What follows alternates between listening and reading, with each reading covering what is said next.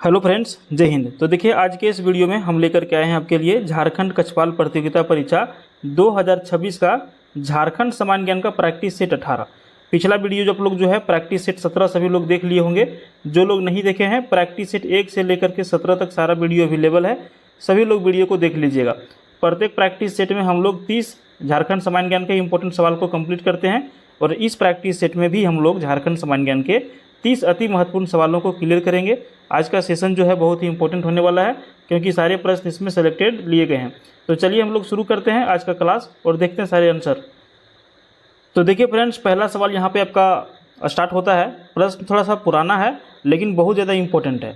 बात हो रहा है 2014 का, 12 साल पहले की बात है। वर्ष 2014 में नरेंद्र मोदी के नेतृत्व वाली नवगठित सरकार ने किन दो महान विभूतियों को भारत रत्न सम्मान देने का निर्णय किया। देखिए, भारत में जो है भारत रत्न जो है सबसे, एक तरह से कह सकते हैं कि बड़ा रत्न है, सबसे बड़ा पुरस्कार है। और जब नरेंद्र मोदी का सरकार बना उस टाइम 2014 में ही इन्होंने 2 लोगों का नाम जारी किया कि इन 2 लोगों को जो है हमें भारत रत्न का सम्मान देना है, क्योंकि ये वाकई में हकदार भी थे। समझे? तो यहाँ पे कौन कौन व्यक्ति थे ऐसे, यहाँ पे देखिए अगला हम लोग ऑप्शन सबसे पहले देख लेते हैं। अटल बिहारी वाजपेयी जी का तो नाम था एवं मदन मोहन मालवीय। ऑप्शन सी यहाँ पर देखिए सही हो जाएगा। ठीक है, अटल बिहारी वाजपेयी एवं मदन मोहन मालवीय, दोनों का नाम आप लोगों ने बहुत अच्छी तरह से सुना होगा। दिसंबर 2014 में केंद्र सरकार ने भारत के पूर्व प्रधानमंत्री रहे अटल बिहारी वाजपेयी और प्रसिद्ध शिक्षाविद रहे महामानव पंडित मदन मोहन मालवीय को देश का सर्वोच्च नागरिक सम्मान जो भारत रत्न है देने की घोषणा किया था। ठीक है, और इनको देने का घोषणा किया गया था 2014 में, लेकिन इनको जो भारत रत्न का सम्मान प्राप्त हुआ वो 2015 में इनको प्राप्त हुआ। क्लियर? चलिए अब बढ़ते हैं अगले सवाल की ओर। पहला सवाल उम्मीद करेंगे कि आपका क्लियर हो गया। भारत रत्न भारत का सर्वोच्च सम्मान होता है। 2014 में घोषणा हुआ, 15 में मिला। क्या क्या व्यक्ति का नाम है? अटल बिहारी वाजपेयी और मदन मोहन मालवीय। नरेंद्र मोदी की सरकार बनने के बाद इन दोनों को ये जो है पुरस्कार दिया गया था। एक सवाल और 2014 से ही देखिए पूछ रहा है कि दिसंबर 2014 में संपन्न झारखंड विधानसभा चुनाव में कौन सी दलगत स्थिति असंगत है? कौन सी दलगत स्थिति असंगत है? मतलब कि यहाँ पे देखिए सभी चुनाव लड़ते हैं। भारतीय जनता पार्टी का नाम है, जेएमएम का नाम है, बसपा का नाम है और झारखंड विकास मोर्चा का नाम है। इन पार्टियों में से किनको कितना सीट मिला था, इसमें से कौन एक जो है गलत है? यही है ना, असंगत को हम लोगों को चुनना है, गलत को चुनना है। तो यहाँ पर देखिए बीजेपी वाला जो है ना, बीजेपी वाला यही आपका गलत है, क्योंकि 2014 में जो है बीजेपी को 31 सीट नहीं मिला था, बीजेपी को मिला था 37 सीट। कितना मिला था? 37 सीट बीजेपी को मिला था 2014 के चुनाव में। भारतीय जनता पार्टी ने अकेले 37 सीट जो है जीता था। इसलिए विकल्प आपका कहिए तो ऑप्शन यही आपका जो है सबसे अधिक सही है। झारखंड मुक्ति मोर्चा को 19 सीट मिला था, बसपा को 1 सीट मिला था और जेवीएम उस टाइम, अभी तो बाबूलाल जी इसमें आ गए हैं बीजेपी में, लेकिन उस टाइम जो है इनका अपना पार्टी चलता था झारखंड विकास मोर्चा, तो जेवीएम को 8 सीट मिला था। समझे? तो भारतीय जनता पार्टी और आजसू के साथ में मिलकर के यहाँ पे सरकार इन लोगों ने बनाया था 2014 में। समझे? अब चलिए बढ़ते हैं प्रश्न संख्या 3 की ओर। सवाल पूछ रहा है कि झारखंड की अर्थव्यवस्था का आधार क्या है? झारखंड में यहाँ की जो अर्थव्यवस्था है इसका आधार क्या है? इसका आधार कहिए यहाँ पे जो है ऑप्शन के हिसाब से तो कृषि आपका सबसे उपयुक्त सही आंसर हो जाएगा। समझे? यहाँ पर जो है झारखंड में अभी भी जो है 70 से 80% व्यक्ति ऐसे हैं ग्रामीण क्षेत्र में जो अपनी आजीविका के लिए जो कृषि का प्रयोग करते हैं, कृषि करते हैं, एग्रीकल्चर करते हैं। इसलिए राज्य की अर्थव्यवस्था का मुख्य आधार कृषि को ही माना जाना चाहिए। समझे? तो यहाँ पर क्या हो जाएगा? ऑप्शन सी यहाँ पे करेक्ट हो जाएगा। नेक्स्ट क्वेश्चन 4 नंबर सवाल देखिए पूछ रहा है कि झारखंड का सर्वोच्च शिखर कौन सा है? सर्वोच्च शिखर का मतलब हो गया कि ऊंचा पहाड़। ठीक है, अब दूसरा भाषा में कहिए कि सबसे ऊंचा पहाड़ झारखंड का कौन सा है, सर्वोच्च शिखर कौन सा है? 4 नंबर का सही आंसर सभी लोग तो रटे ही होंगे, पारसनाथ बिल्कुल सही आंसर करना है आपको। झारखंड का सर्वोच्च शिखर पारसनाथ पहाड़ी है। इसका एक और नाम है संवेद शिखर। लिख दे क्या? देखिए संवेद शिखर। मेरा फ़ोन का डिस्प्ले थोड़ा सा आज गिर गया है, टूट गया है, अब उसको चेंज करेंगे, लिखने में थोड़ा सा दिक्कत हो रहा है। तो देखिए संवेद शिखर जो है ये झारखंड का सबसे ऊंचा चोटी है और ये कहाँ पर है, कौन सा जिला में? 24 जिला में से तो गिरिडीह जिला का आप लोग नाम सुने होंगे बहुत लोग। गिरिडीह जिला के मुख्यालय से लगभग 25 किलोमीटर की दूरी पर जो है ये है आपका। इसकी ऊंचाई अगर यदि पूछे कि सर बताइए इसकी ऊंचाई कितना है, सबसे ऊंचा तो है, तो इसकी ऊंचाई कितना हो गया 1365 मीटर। अगर यदि फीट में पूछ दे तो 4478 फीट। ठीक है, अगर यदि पारसनाथ घूमने जाने का सपना देख रहे हैं, सोच रहे हैं, तो मॉर्निंग में 6 से 7 बजे तक चल जाइएगा, गर्मी के दिन में मत जाइएगा, क्योंकि यहाँ पर 10 किलोमीटर की चढ़ाई चढ़ना पड़ता है। ठीक है, इतना चढ़िएगा ना, इतना 1365 मीटर, तो समझिए कि नीचे से घुमा घुमा करके 10 किलोमीटर हो जाएगा आपका, उतना चढ़ाई आपको चढ़ना पड़ेगा। और ये जो पारसनाथ पहाड़ है ना, ये जैन धर्म का एक जो है अत्यंत ही महत्वपूर्ण और कहिए तो पवित्र और प्रमुख तीर्थ स्थल है, जैन धर्म से संबंधित है ये वाला। ठीक है, प्रखंड पड़ता है शायद डुमरी, जहाँ से अब जयराम कुमार महतो अभी बहुत ज़्यादा चर्चा में आ गए हैं, थाना बड़ा बाबू को लेकर के गाली गलौज के मामले में, है ना। चलिए, हालांकि हम लोग को उसमें नहीं जाना है, हम लोग बढ़ते हैं सवाल की ओर। 5 नंबर सवाल, झारखंड में किस जनजाति की जनसंख्या सबसे अधिक है? जनजाति की बात हो रही है, किसकी जनसंख्या सबसे अधिक है? संथाल। देखिए ऑप्शन सी यहाँ पर बिल्कुल करेक्ट आंसर हो जाएगा। जनगणना के, हालांकि जनगणना 2011 का आंकड़ा रहेगा, जनगणना के आंकड़ों के अनुसार से झारखंड में अनुसूचित जनजातियों माने कि एसटी, ठीक है, अनुसूचित जनजातियों में संथाल जनजाति की आबादी सबसे अधिक है। इसके बाद जो है उरांव आता है 1 नंबर में। देखिए आपका ये आता है, संथाली आता है 1 नंबर में, 2 नंबर में आ जाएगा आपका उरांव, ये आ जाएगा आपका 2 नंबर में। ठीक है, 2 नंबर में उरांव, फिर आपका आ जाएगा मुंडा 3 नंबर में, मुंडा देखिए 3 नंबर में आ जाएगा। उसके बाद भूमिज तो यहाँ पे नहीं हो जाएगा। 4 नंबर में देखिए हो जनजाति, हो के बारे में आप लोग सुने होंगे, ये आपका जो हो है ना, ये 4 नंबर पे आ जाएगा। क्लियर हो गया, तो इसको आप लोग ध्यान में रखिएगा। अब बढ़ते हैं अगला सवाल, 6 नंबर सवाल है, झारखंड के किस जिले में गणतंत्र दिवस से 1 सप्ताह तक गांधी मेला लगता है? यहाँ पे प्रश्न आपको लंबा पूछा, कभी कभार शॉर्ट प्रश्न पूछ देगा कि गांधी मेला कहाँ लगता है, कौन सा समय में लगता है, तो इसका सारा भी हम आपको विस्तार में इसके बारे में बता देंगे। तो देखिए यहाँ पे सबसे पहले तो पूछ रहा है कि गांधी मेला कहाँ पर लगता है, तो जिला का नाम क्या हो जाएगा? सिमडेगा हो जाएगा। क्या हो जाएगा? सिमडेगा। झारखंड का जो सिमडेगा जिला है, यहाँ एक मैदान है जिसका स्थानीय मैदान है गांधी मैदान। हर साल गणतंत्र दिवस जो हम लोग 26 जनवरी का जो गणतंत्र दिवस मनाते हैं, उसके शुभ अवसर पर 1 सप्ताह से भी अधिक समय तक चलने वाला एक प्रसिद्ध और ऐतिहासिक गांधी मेला का यहाँ पर आयोजन किया जाता है, जिसमें विकास मेला और कृषि प्रदर्शनी आदि वगैरह बोल रहे हैं, मतलब कृषि से संबंधित और विकास से संबंधित ये मेला में प्रदर्शन किए जाते हैं, समझें। तो सिमडेगा जिला हो जाएगा इसका करेक्ट आंसर। अब बढ़ते हैं हम लोग अगले सवाल की ओर। 7 नंबर, झारखंड का प्रतीक चिन्ह क्या है? देखिए यहाँ पर ऑप्शन जो है पुराना वाला ऑप्शन डाला हुआ है, 4 जे अक्षर के बीच में पहले जो रहता था ना वो वाला। अभी तो आप लोग देखे होंगे, अभी नया लोगो बन गया ना, ऐसे गोल वाला सर्कल वाला, जिसमें पलाश का फूल है, हाथी है ना, गोल वाला, फिर अशोक चक्र, ये अशोक स्तंभ है बीच में, समझे। यहाँ पे डिस्प्ले पे भी नहीं दिखा पाएंगे क्योंकि हम डाउनलोड करके नहीं रखे हैं, लेकिन आप लोग झारखंड का प्रतीक आप लोग देख लीजिएगा कि अभी नया जो है चेंज हो गया, समझें। हालांकि यहाँ पर जो पहले इसका आंसर देखा जाए, इस प्रश्न के हिसाब से देखा जाए तो 4 जे अक्षरों के बीच में अशोक चक्र पहले था, समझें। तो अभी ये पूरा जो है क्या हो गया है, चेंज हो गया है। अच्छा, आपसे नया जो प्रतीक चिन्ह बना है झारखंड का, अगर जब को पूछा जाए कि ये कब अनावरण इसका किया गया था, समझें, तो ये किया गया था नया वाला का 14 अगस्त 2020, 14 अगस्त 2020 को इसका अनावरण किया गया था नया वाला का। ठीक है, चलिए इस सवाल में ज़्यादा समय नहीं खराब करना है, लेकिन आप लोग समझ गए होंगे कि इसका आंसर हम क्या बताना चाह रहे हैं। अगला सवाल देखिए, झारखंड का सर्वप्रथम उल्लेख कहाँ पर मिलता है? झारखंड शब्द का सर्वप्रथम उल्लेख जो है कहाँ पर मिलता है? एकदम आपका ये पुराना इतिहास से संबंधित सवाल दे दिया, इतने ब्राह्मण इसका आंसर करिएगा। ऐतिहासिक ग्रंथ अगर जब पलटिएगा ना, तो झारखंड क्षेत्र का सबसे पहला और साहित्यिक उल्लेख ऐतरेय ब्राह्मण में ही मिलता है। इस ग्रंथ में जो है इस क्षेत्र को पुंड्र देश भी कहा गया है। ठीक है, पुंड्र ऐसे लिखाएगा, पुंड्र लिख देते हैं, पुंड्र देश भी कहा गया है किसमें? ऐतरेय ब्राह्मण में, झारखंड को, समझें। तो इसको आप लोग याद रखिएगा। बढ़े अगले सवाल की ओर। थोड़ा सा आप लोग देखिए, लाइक अभी तक वीडियो को नहीं किए हैं, ठीक है, ये गलत बात है। आप लोग लाइक नहीं करेंगे तो हम मेहनत कैसे करेंगे भाई साहब? एक लाइक कर दीजिए, चलिए हम बहुत खुश हो जाएंगे एक लाइक से ही। अगला सवाल देखिए, हजारीबाग जिले के किस स्थल से आदि मानव द्वारा निर्मित चित्र मिले हैं? बहुत पुराना सवाल है, आदि मानव का बात हो रहा है, ठीक है। तो इसको का नाम आप लोग सुने होंगे।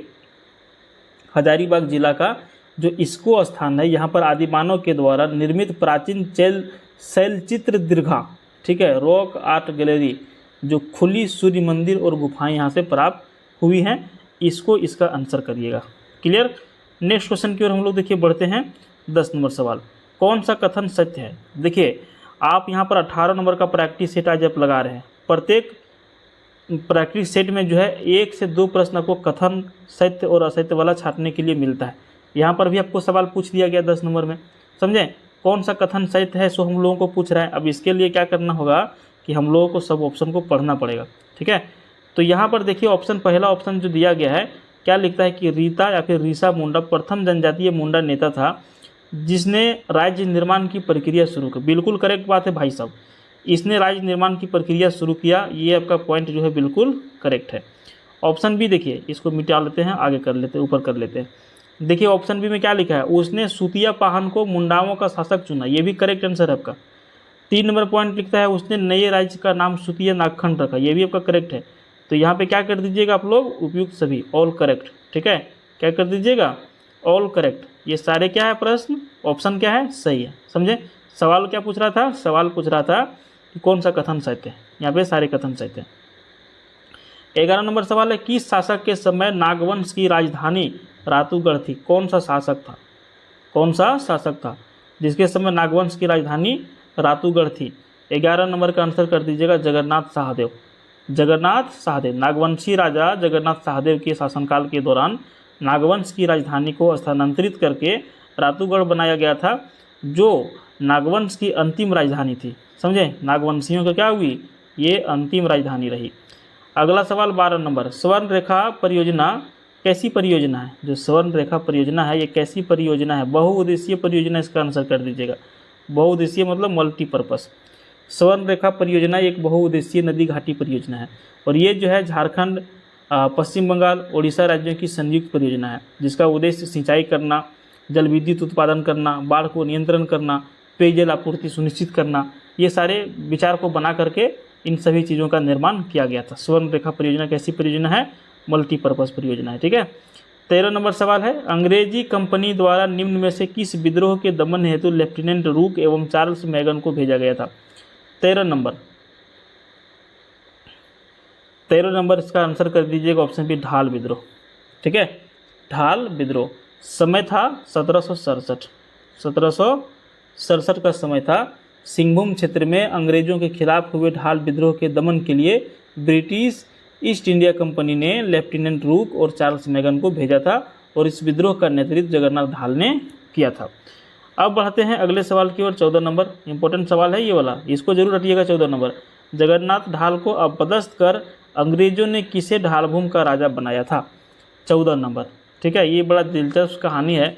नीमू ढाल इसका आंसर हो जाएगा, ठीक है। वर्ष 1767 का ही बात है। वर्ष 1767 में अंग्रेजों ने ढालभूम क्षेत्र में प्रवेश किया तो वहाँ के राजा जगन्नाथ ढाल ने अंग्रेजों की अधीनता स्वीकार करने से मना कर दिया और विद्रोह कर दिया इन्होंने अंग्रेजों के खिलाफ, जिसे ढाल विद्रोह कहा गया। और ये जो ढाल विद्रोह चला 1767 में स्टार्ट हुआ और 1777 तक चला, ऐसा कहा जाता है, ठीक है। अंग्रेजों ने जगन्नाथ ढाल को गद्दी से हटा दिया और उसके भाई थे जिनका नाम था नीमू ढाल, उनको ढालभूम का राजा घोषित कर दिया। हालांकि जनता और जगन्नाथ ढाल के भारी विरोध के कारण अंततः में जो है 1777 ईस्वी में अंग्रेजों ने पुनः जो है नीमू ढाल को हटा दिया और जगन्नाथ ढाल को फिर से राजा स्वीकार करना पड़ा अंग्रेजों को। तो बहुत बड़ा आंदोलन हुआ था, 10 साल तक ये आंदोलन चला था जब तक उसको हटाया नहीं था नीमू ढाल को। सवाल देखिए 15 नंबर, स्वर्ण रेखा परियोजना का विस्तार किन किन राज्यों में? अभी हमने बताया आपको इसका आंसर, बताया कि नहीं बताया? बताया कि नहीं? आप लोग सच बोलिएगा। अगर ये हमने सच में बताया है, आप इसका आंसर बताइए कौन सा ऑप्शन होगा। ऑप्शन मत बताइए, आप लिखिएगा आंसर ऐसे लिखिएगा 15 और राज्यों का नाम लिखिए, बिहार, पश्चिम बंगाल, झारखंड या फिर मध्य प्रदेश या फिर छत्तीसगढ़, जो भी है राज्य का नाम लिखिए। अभी हमने इसका आंसर जस्ट एक प्रश्न के ऊपर में बताया, समझ गए। इस परियोजना का जो शुरुआत हुआ था पाँचवीं पंचवर्षीय योजना में किया गया था और इसे जो है विश्व बैंक की वित्तीय सहायता से शुरू किया गया था। इतना आपको हम बता देते हैं, ठीक है। बहुउद्देशीय नदी घाटी परियोजना है। राज्यों का नाम आपको बताना है, ये हमारा क्वेश्चन था आपके लिए। तुरंत अभी कमेंट करिए, पहले कमेंट कर लीजिए फिर दूसरा काम करिए, फिर आगे बढ़िए। आइए 16 नंबर सवाल, कमेंट सभी लोग कर लिए। झारखंड में महिला साक्षरता दर कितना प्रतिशत है? भैया महिला का बात हो रहा है तो आपको आंसर तो जानना पड़ेगा ना। तो महिला साक्षरता दर 2011 की जनगणना के अनुसार से 55.4। जनगणना 2011 के अंतिम आंकड़ों के अनुसार झारखंड की कुल साक्षरता दर, कुल बोल रहे महिला नहीं बोल रहे, ठीक है, कुल साक्षरता दर 66.41% है। ठीक है, इसमें अगर यदि पुरुष की साक्षरता दर पूछा जाए, यहाँ लिख देते हैं पुरुष, तो पुरुष की साक्षरता दर था 76.84%। लेकिन अगर यदि महिला की साक्षरता दर की बात किया जाए तो 55.4%। ठीक है, आगे हम लोग बढ़ते हैं नेक्स्ट क्वेश्चन की ओर। समझ गए 16 नंबर। आइए 17 नंबर सवाल में, झारखंड में पहाड़िया विद्रोह कब से कब तक हुआ था? झारखंड में पहाड़िया विद्रोह कब से कब तक हुआ था? आंसर कर दीजिएगा ऑप्शन सी, 1772 से 1782 ईस्वी तक। पहाड़िया विद्रोह जो है झारखंड के राजमहल पहाड़ियों के क्षेत्र में रहने वाली जो आदिम पहाड़िया जनजाति थे उनके द्वारा अंग्रेजों के शोषण के विरुद्ध किया गया था। और ये विद्रोह मुख्यतः 1772 से स्टार्ट हुआ और 1782 ईस्वी तक विभिन्न चरणों में चला। इस विद्रोह का नेतृत्व जो है करने वाले जो व्यक्ति था उन लोगों का नाम था रमना यहाड़ी, जगन्नाथ देव, महेशपुर की रानी सर्वेश्वरी, और अलग अलग समय पर अलग अलग लोग इससे जुड़ते चले गए थे। तो सवाल यहाँ था 1782 से 72 से 82 तक चला था पहाड़िया विद्रोह। अब आइए अगला सवाल 18 नंबर, झारखंड उच्च न्यायालय की स्थिति को अस्तित्व में आया था? झारखंड उच्च न्यायालय मतलब हाईकोर्ट, जब झारखंड हमारा अलग राज्य के रूप में अस्तित्व में आया उसी टाइम ये भी आ गया था 15 नवंबर 2000 को, ऑप्शन ये। ठीक है, झारखंड राज्य के गठन के साथ ही 15 नवंबर 2000 को रांची में झारखंड उच्च न्यायालय की स्थापना कर दी गई थी। और ये जो है कितने नंबर का उच्च न्यायालय बना था? तो ये बना था 21 नंबर का उच्च न्यायालय, 21वां नंबर का हाईकोर्ट बना था भारत का। और इसके प्रथम मुख्य न्यायाधीश कौन थे? तो इनका नाम था न्यायमूर्ति विनोद कुमार गुप्ता। न्यायमूर्ति हम लगा दे रहे हैं, इनका पूरा नाम था विनोद कुमार गुप्ता। ठीक है, विनोद कुमार गुप्ता ये कौन थे? प्रथम मुख्य न्यायाधीश थे। कहाँ के? उच्च न्यायालय झारखंड के। क्लियर हो गया? आइए आगे बढ़ते हैं 19 नंबर सवाल की ओर। आइए, झारखंड लोक सेवा आयोग का गठन कब हुआ? झारखंड लोक सेवा आयोग जो बड़ा किरकिरी भी चला, जेपीएससी आंदोलन हुआ झारखंड में, जेपीएससी जेएसएससी को लेकर के। तो झारखंड लोक सेवा आयोग का गठन हुआ था भैया 2002 में। कब हुआ था? 2002 में गठन हुआ था जेपीएससी का। भारतीय संविधान के अनुच्छेद 315 के तहत, अनुच्छेद कितना? अनुच्छेद 315 के तहत वर्ष 2002 में इसका स्थापना किया गया था, कह सकते हैं एक तरह से। तो इसका जो मुख्यालय है वो रांची में है और इसके प्रथम अध्यक्ष कौन थे? फटीक चंद्र हेम्ब्रम। लिख दे क्या? जगह है कहीं? यहाँ पे 3 पार्ट में हम लिख देते हैं। इनका नाम था फटीक चंद्र, नहीं लिखा रहा ना, पढ़ने लायक नहीं लिखा रहा, हेम्ब्रम। ठीक है, फटीक चंद्र हेम्ब्रम इनका नाम था जेपीएससी के प्रथम अध्यक्ष का। आगे बढ़ते हैं 20 नंबर सवाल। सवाल देखिए पूछता है कि झारखंड के किस जिले में सर्वाधिक अनुसूचित जाति प्रतिशत के आधार पर पाए जाते हैं? अनुसूचित जाति मतलब कि एससी, समझ गए? एससी 2011 की जनगणना के अनुसार से परसेंटेज के आधार पर देखा जाए तो झारखंड का सर्वाधिक अनुसूचित जाति एससी आबादी वाला जो जिला है वो आपका चतरा जिला है। ठीक है, चतरा जिला, यहाँ पर कहिए तो लगभग 32.65% आबादी अनुसूचित जाति की है। और वहीं यदि जनसंख्या के आधार पर देखा जाए, पूछा जाए तो सर्वाधिक एससी जनसंख्या वाला जिला का पलामू हो जाएगा। ठीक है, परसेंटेज के मामले में चतरा और जनसंख्या के मामले में पलामू, याद रखिएगा। अगले सवाल की ओर बढ़ते हैं। देखिए 21 नंबर सवाल पूछ रहा है, केंद्र सरकार द्वारा प्रायोजित किशोरी शक्ति योजना राज्य के कितनी बाल विकास परियोजनाओं में चलाई जा रही है? ये परियोजना शायद अभी बंद हो गया है ना, केंद्र सरकार के द्वारा ये पहले चलाया जाता था, समझें? तो यहाँ पर आपको बता देते हैं कि केंद्र सरकार की समेकित बाल विकास योजना के तहत किशोरी शक्ति योजना का झारखंड राज्य की सभी बाल विकास परियोजनाओं माने कि ब्लॉकों में जो है किशोरियों के स्वास्थ्य, पोषण और कौशल विकास के लिए लागू किया गया था। वर्तमान में जो है इसके स्थान पर और इसके समर्थित के रूप में कई जिलों में एक योजना चलाई जाता है जिसका नाम है सबला। इसी तरह का सेम टू सेम चलाया जा रहा है ना। इसका नाम क्या है? अभी योजना का सबला योजना इसका नाम है। राज्य सरकार की सावित्रीबाई फुले किशोरी समृद्धि योजना जैसी कई योजनाएं कार्य भी कर रही है इसके जगह पर। हालांकि ये प्रश्न आपका क्या है, उतना इंपॉर्टेंट नहीं है, इसलिए इसमें दिमाग ज़्यादा नहीं लगाना है। आइए 22 नंबर सवाल देखिए। सवाल क्या है 22 नंबर में, जम्मू कश्मीर के हिमायत योजना के तर्ज पर भारत सरकार झारखंड में कौन सा योजना चला रही है। 22 नंबर का आंसर कर दीजिएगा रोशनी योजना। ये भी योजना का काम खत्म हो चुका है, ठीक है। भारत सरकार के ग्रामीण विकास मंत्रालय द्वारा जम्मू कश्मीर की एक योजना थी जिसका नाम था हिमायत। योजना की सफलता को देखते हुए झारखंड सहित नक्सल प्रभावित जिलों के युवाओं को रोजगार परक कौशल प्रशिक्षण देने के लिए रोशनी योजना की शुरुआत किया गया था। क्लियर हो गया। आइए बढ़ते हैं 23 नंबर सवाल की ओर। सवाल पूछ रहा है कि जीवन आशा योजना समाज कल्याण विभाग झारखंड सरकार द्वारा प्रारंभ की गई है। इस योजना का उद्देश्य जो है क्या है, तो इसका आंसर कर दीजिएगा बाल कुपोषण पर नियंत्रण। झारखंड सरकार के समाज कल्याण विकास द्वारा संचालित जीवन आशा योजना मुख्य उद्देश्य राज्य में बच्चों के बीच होने वाले बाल कुपोषण पर नियंत्रण पाना और अति गंभीर रूप से कुपोषित बच्चों की पहचान करके उन्हें चिकित्सा व फिर उचित पोषण प्रदान करना ही इसका मुख्य काम होता है। बढ़ते हैं अगले सवाल की ओर। वीडियो को लाइक कर दिए होंगे आप लोग, नहीं किए तो लाइक करिए भाई, क्यों नहीं कर रहे हैं आप लोग। देखिए 24 नंबर, चेरो विद्रोह के नेतृत्वकर्ता भूखन सिंह को किस वर्ष फांसी दी गई। चेरो विद्रोह के नेतृत्वकर्ता, इनका नाम था भूखन सिंह। कौन सा वर्ष में इनको फांसी दिया गया, करिएगा 1802। पलामू के चेरो आदिवासियों ने ब्रिटिश नीतियों और बढ़े हुए करों माने टैक्स के खिलाफ जो है विद्रोह किया था, जिसका नेतृत्व करने वाले व्यक्ति थे भूखन सिंह, ठीक है। और इन्होंने जो है इसका नेतृत्व किया था, लेकिन अंग्रेजों के द्वारा इस विद्रोह को दबाने के बाद जो है 1802 ईस्वी में भूखन सिंह को फांसी के फंदे पर लटका दिया, मतलब कि इनका अस्तित्व खत्म कर दिया एक तरह से कही, लेकिन नाम कभी मिटने वाला चीज़ है नहीं। 25 नंबर सवाल देखिए, झारखंड लोक सेवा आयोग ने राज्य में नियुक्तियों के लिए पहली प्रतियोगिता परीक्षा का आयोजन कब किया था। जेपीएससी का पहला जो परीक्षा का आयोजन हुआ था वो कब हुआ था, यही सवाल है। 25 नंबर का आंसर कर दीजिएगा 17 अगस्त 2003 को। 17 अगस्त 2003 डी में है, ठीक है ना।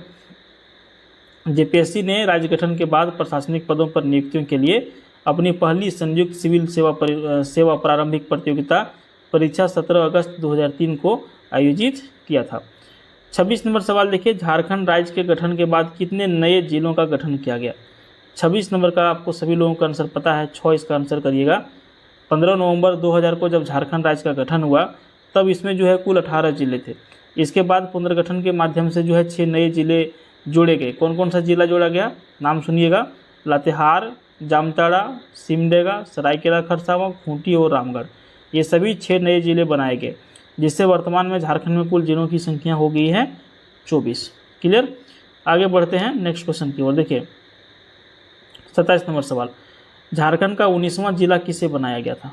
इंपॉर्टेंट सवाल है भाई, कि आपने तो बता दिया सर 6 जिला बने, तो 19वां नंबर में कौन सा जिला बना। 19वां नंबर बना लातेहार जिला, ठीक है। 4 अप्रैल 2001 को पलामू जिला से अलग करके लातेहार को झारखंड का 19वां जिला बनाया गया था, और ये जो है राज्य के गठन के बाद बनने वाला पहला नया जिला था, इसीलिए ये इंपॉर्टेंट क्वेश्चन थोड़ा सा हो जाता है। 19वां भी याद कर लीजिएगा और 24वां भी याद कर लीजिएगा। दुमका जिला से अलग करके किस जिले का निर्माण किया गया था। 28 नंबर का सही आंसर क्या होगा, जामताड़ा, लेकिन जामताड़ा भी सबसे अधिक कुख्यात हो गया साइबर क्राइम को लेकर के।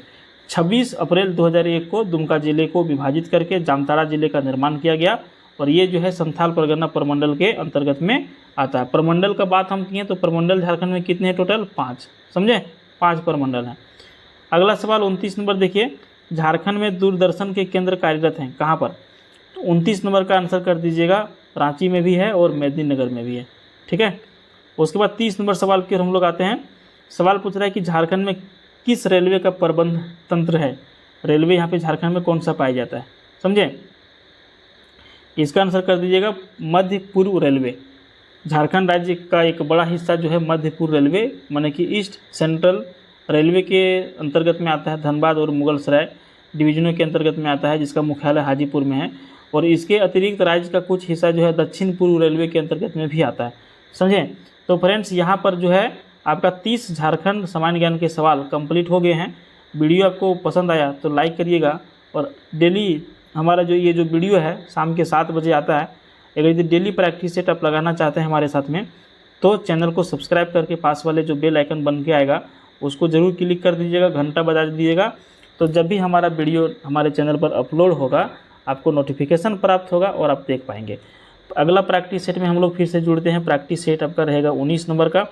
और अगर यदि आप लोग बोलेंगे तो 20 झारखंड जीके करने के बाद हम जो है यहाँ पे जीके का भी प्रैक्टिस सेट लेकर के आएंगे और हिंदी का भी प्रैक्टिस सेट लेकर के आएंगे, लेकिन धीरे धीरे, थोड़ा सा टाइम का अभाव मेरे पास भी है। आप लोग अगर यदि हाँ करेंगे तो ठीक है। तो कितने लोग हाँ करते हैं देखते हैं, फिर हम सोचेंगे इसके बारे में। चलिए इस वीडियो को ख़त्म करते हैं, आज का क्लास को, सेशन को ख़त्म करते हैं। मिलते हैं फिर किसी नई वीडियो में, तब तक के लिए बाय। जय हिंद, जय भारत, बहुत बहुत धन्यवाद।